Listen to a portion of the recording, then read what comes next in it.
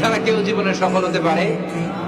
মা যার চলে গেছে তারা জানে মা না থাকার কি জ্বালা। হ্যাঁ, মার কথা মনে পড়ে না? যখন রাত্রি নিঝুম এই চোখে ঘুম, একলা শূন্য ঘরে তোমায় মনে পড়ে মাগো, তোমায় মনে পড়ে।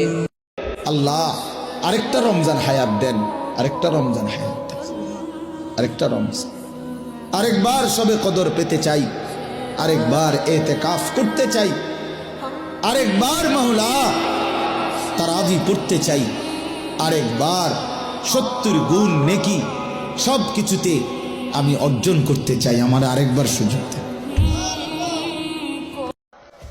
খেয়াল রাখবেন, একটা ছেলের চোখে, একটা ছোট্ট ছেলের চোখে তার জীবনের প্রথম নায়ক তার বাবা।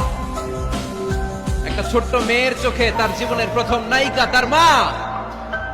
সে তার বাবার মতো হতে চায়। তার প্রমাণ, একটা পুলিশ ভাইয়ের ছোট্ট ছেলেরা জিজ্ঞেস করেন, বাবু তুমি কি হইবে? একটা পুলিশ হমু।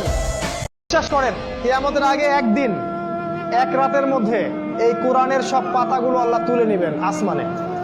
হাদিসে এসেছে কোরআনের শুধু পৃষ্ঠাগুলো থাকবে, কালি থাকবে না। এটা শেষ জামানায় হবে সামনে।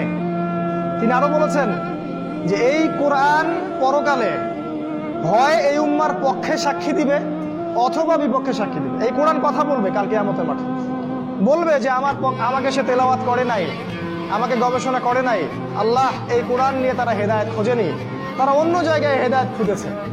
আর কোরআন যার বিপক্ষে সাক্ষী দিবে কেউ কখনো তাকে জাহান্নাম থেকে বাঁচাতে পারবে না।